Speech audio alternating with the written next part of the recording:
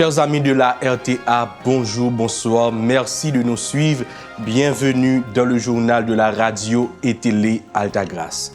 Voici les points qui seront développés dans le journal. Ce dimanche fut le 12e du temps ordinaire de l'année B. Nous y reviendrons là-dessus et nous partagerons avec vous dans le journal, comme d'habitude, un extrait de la célébration eucharistique. Cette semaine, on continue avec la neuvaine dédiée à Notre-Dame du Perpétuel Secours, patronne d'Haïti. Le lundi 21 juin, l'Église a célébré la fête de Saint-Louis de Gonzague, saint patron des jeunes et des étudiants. Coronavirus, l'Église catholique prend certaines mesures pour éviter le pire. Nous retournerons encore une fois sur la note de l'archidiocèse concernant cette tension qui règne depuis quelques jours du côté sud de la capitale, plus précisément à Martissan, Font-Amarin et aussi Bel-Air, Badelma. L'Église d'Haïti a un nouveau nonce apostolique, son Excellence Monseigneur Francisco Escalante Molina, archevêque titulaire de Graciana au Venezuela. Il remplace Monseigneur Eugène Nougen qui avait été nommé en janvier dernier nonce apostolique au Koweït et au Qatar. Ensuite, nous aurons la page internationale du journal avec notre consoeur Widjeni Ulysse. Voilà mes sœurs et frères, les titres qui seront développés dans le journal.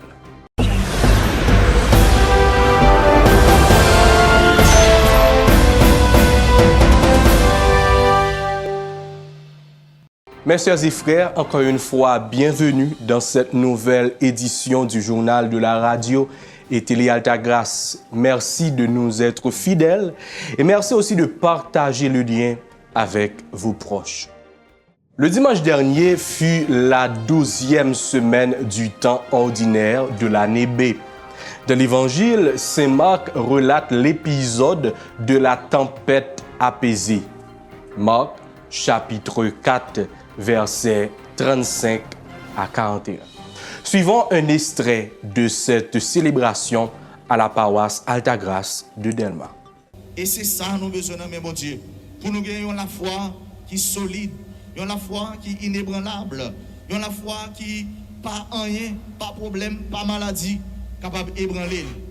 Jésus nous interpelle, Jésus nous appelle aujourd'hui, nous maintenant, aujourd'hui même, en cet instant présent, de grandir dans la foi, de nous confier à lui, car il est là, présent dans la barque de notre vie, dans la barque de l'Église, l'Église qui est là-bas, comme dans la littérature chrétienne, la mer qui symbolise les tourments, les problèmes, les difficultés, et la barque, l'Église qui fait face, l'Église qui marche dans l'Église qui fait son histoire, qui fait sa marche dans le temps, et bien l'Église avec ce mieux, là je toute qualité problème, toute qualité. Depuis le 18 juin, l'Église a commencé la neuvaine préparatoire à Notre-Dame du Perpétuel Secours qui prendra fin le 26. Le 27 juin est la date de la solennité de Notre-Dame, patronne et reine d'Haïti.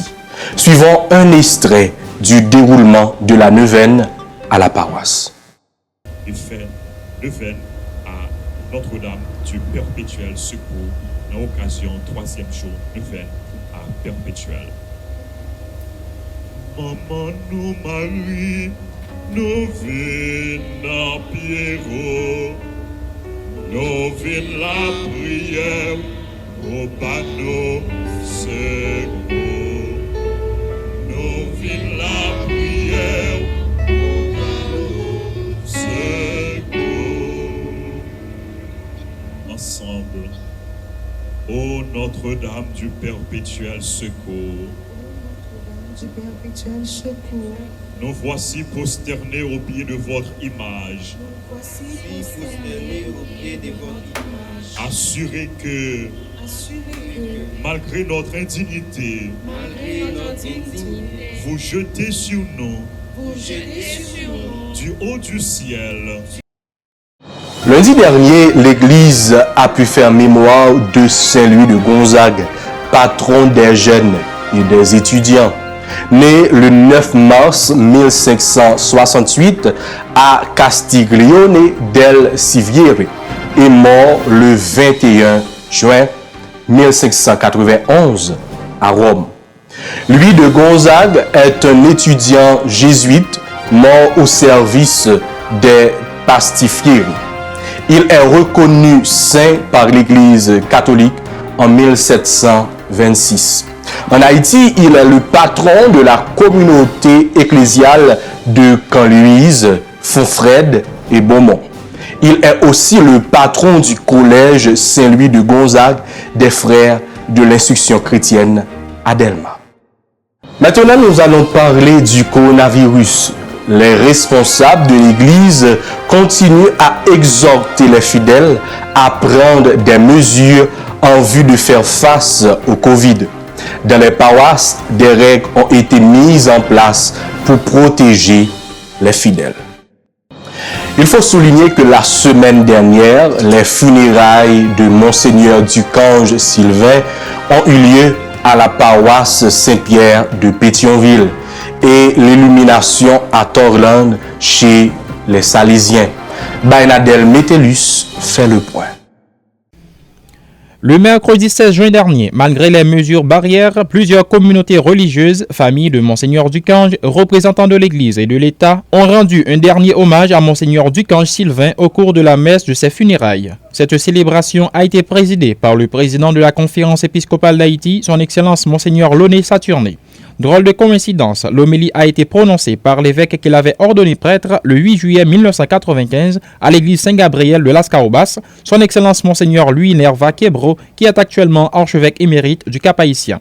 Toutefois, c'est l'archevêque de Port-au-Prince, son Excellence Monseigneur Max Leroy Mésidor, après quelques mots de témoignage relatant l'immensité du vide causé par le départ inattendu de Monseigneur Ducange, qui a animé l'absoute. Rappelons que Monseigneur Ducange Sylvain est du département du Centre, fils de Las Caobas. Il avait pour devise épiscopale Caritas Christi Udget Nos.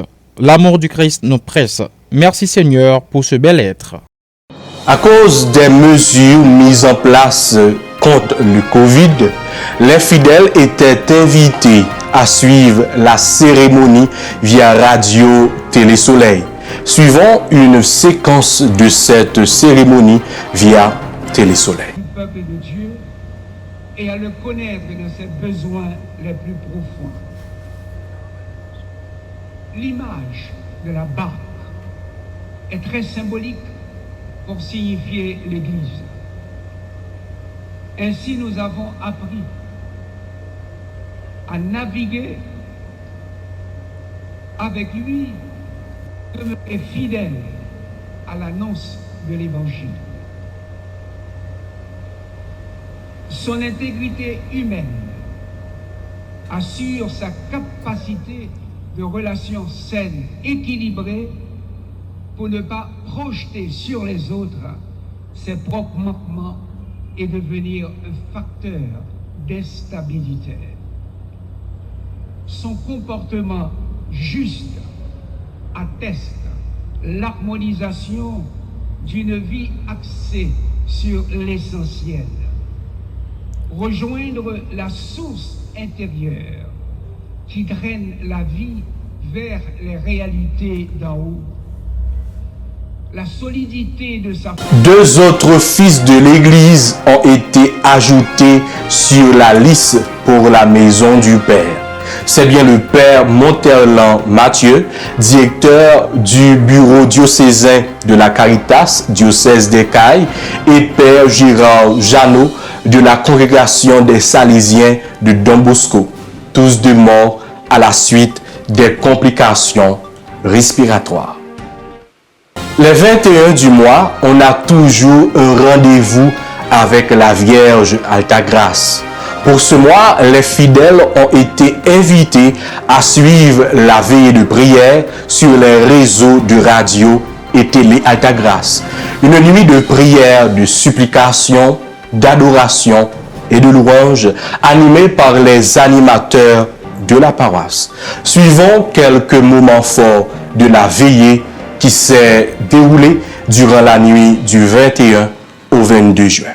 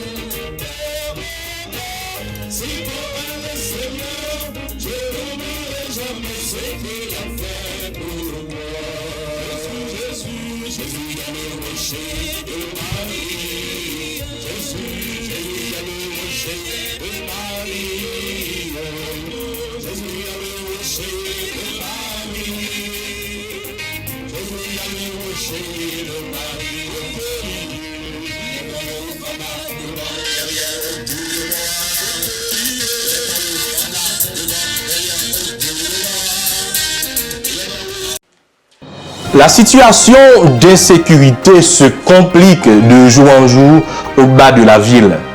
À l'entrée sud de la capitale, Martissan, Fontamara, et aussi Bel-Air et au bas d'Elma. Dans une note datée du 4 juin dernier, l'archevêque de Port-au-Prince avait partagé sa préoccupation et avait demandé aux autorités de prendre leurs responsabilités. Retournons sur cette note. Note de l'archevêché de Port-au-Prince. Des profondeurs de nos cœurs se lève un cri de douleur pour dire combien nous sommes consternés devant la dégradation de la situation sociopolitique du pays. À un tableau déjà très sombre se sont ajoutés non seulement une montée des cas de Covid-19, mais surtout une recrudescence de la violence des bandes armées illégales de la zone métropolitaine de Port-au-Prince, transformée en véritable zone de guerre. Nous assistons depuis quelques jours dans certains quartiers, dont ceux du Bel-Air, de Fontamara et particulièrement celui de Martissan, à une guerre larvée entre bandes armées, à des actes d'incendie et de violence meurtrières à l'encontre des populations et à un ignoble spectacle où des corps de personnes tuées sont ensuite brûlés par les bandits et exposés au constat impuissant de l'ensemble des citoyens abandonnés à eux-mêmes sans l'aide de la police ni celle d'aucune autre autorité de l'État.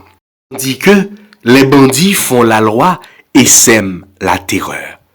De paisibles citoyens qui espéraient mener leur vie dans la quiétude et la tranquillité sont obligés de fuir leur maison pour ne trouver refuge que sur des places publiques. Ceux dont les proches ont été tués n'arrivent même pas à récupérer les corps pour leur donner une sépulture. Or Dieu prescrit d'inhumer même les condamnés. Deutéronome, chapitre 21, versets 22-23. Car la dignité de la personne doit être jusqu'au bout préservée. Tout cela se passe jusqu'à présent sous le regard apparemment passif de ceux qui tiennent les rênes du pouvoir. La gravité de la situation nous oblige à nous adresser à tous les hommes et femmes de bonne volonté et à interpeller les autorités de l'État à travers un appel pressant. À qui revient le devoir régalien d'assurer l'ordre et la paix dans notre société? Qui doit garantir les droits et les libertés? À qui profite ce carreau ambulant? Il est urgent de désarmer les bandits et d'offrir un autre avenir à ces jeunes qui sont d'éventuels recrutés de ces bandes armées Il est temps de mettre fin à l'impunité qui favorise cette ambiance délétère dans le pays et d'œuvrer afin de lever tout soupçon de lien entre politique et banditisme.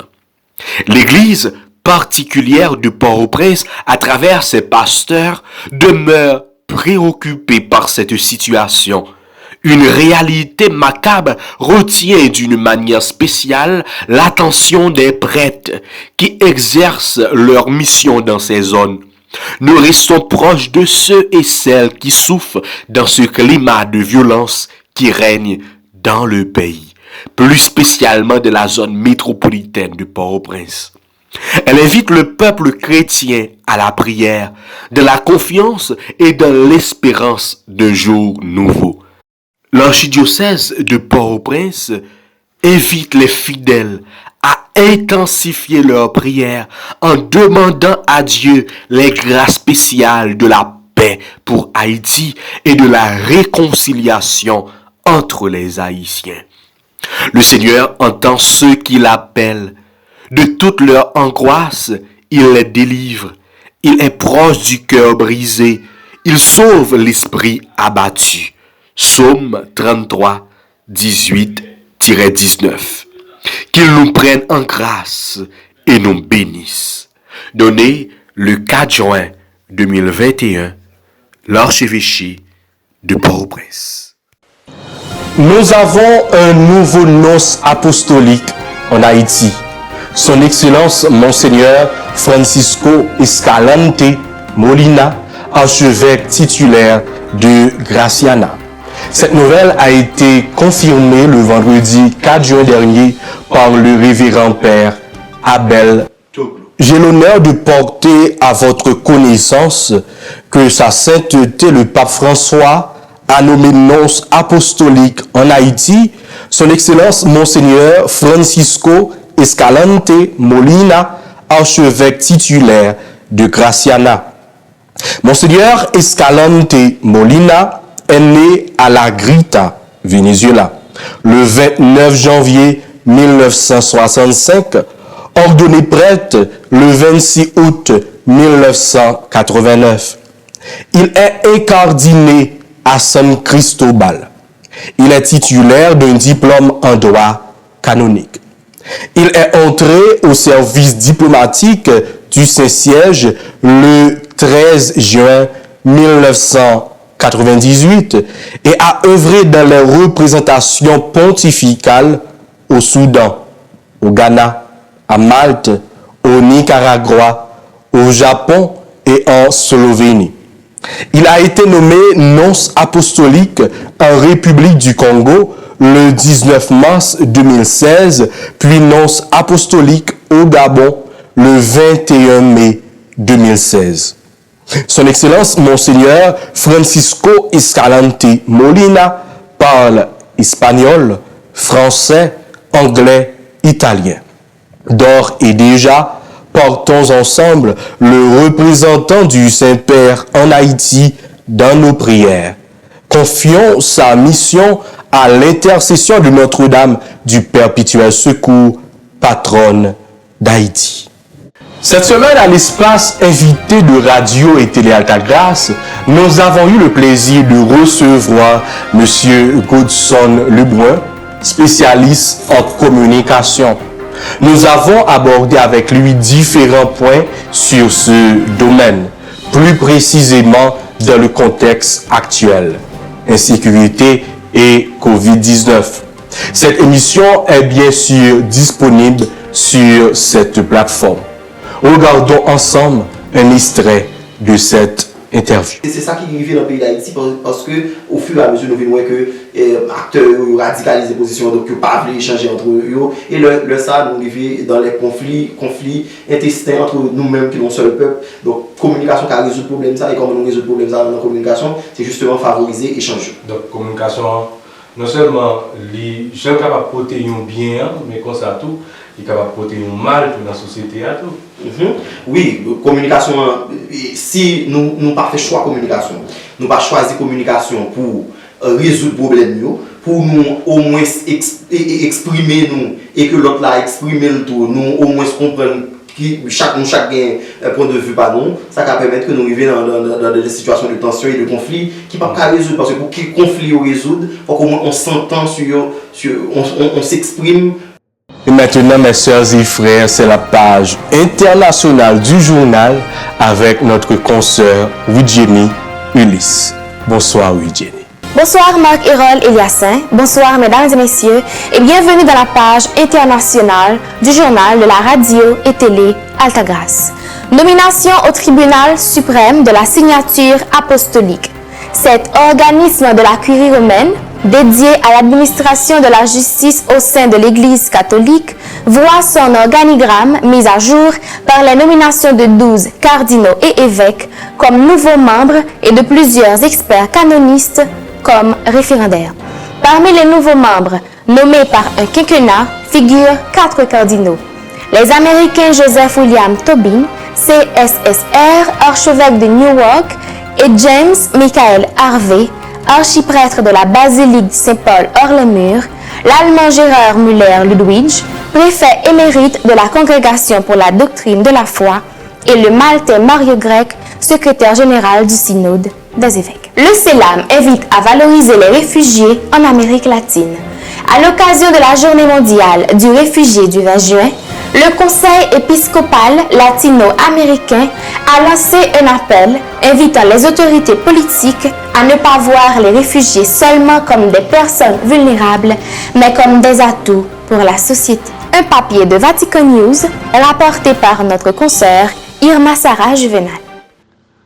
À l'occasion de la Journée mondiale du réfugié, promue par l'ONU le 20 juin, le Conseil épiscopal latino-américain, CELAM, ainsi que le réseau CLAMOR, Réseau catholique latino-caribéen sur la migration, l'asile et la traite des personnes, créé en 2017, ont lancé un appel pour sensibiliser à la richesse que peuvent apporter migrants et réfugiés dans les sociétés qui peuvent les accueillir dans la région. Les 2 structures invitent avant tout à porter un regard de compassion et d'empathie sur ces personnes déracinées, mais exhortent aussi à un changement de regard. Selon le CELAM et CLAMOR, le terme réfugié peut être synonyme de vulnérabilité, mais il est aussi synonyme de résilience. En effet, les réfugiés, avec la même force et le même courage avec lesquels ils ont pris la décision de quitter leur foyer pour échapper aux conflits et aux persécutions, parient sur une vie meilleure, s'adaptent de manière saine aux conditions défavorables et reconstruisent l'histoire de leur vie en développant un sentiment d'appartenance aux communautés et aux sociétés d'accueil, apportant diverses contributions à la vie sociale de leur pays d'accueil. Les 2 réseaux d'églises latino-américains rappellent aussi que pour les catholiques, le 20 juin est une sorte de prélude, de préparation à la célébration, le 26 septembre, de la 107e Journée mondiale du migrant et du réfugié célébrée par l'Église catholique. Celle-ci se déroulera sur le thème « Vers un nous toujours plus grand ». Un thème avec lequel le pape a voulu indiquer un chemin à suivre dans le monde et semer l'espérance et l'engagement à construire des sociétés plus inclusives dans lesquelles nous nous reconnaissons comme faisant partie de la même famille humaine où tous les hommes et toutes les femmes jouissent des biens de la création sans distinction de nationalité, de position politique, de culture ou de race.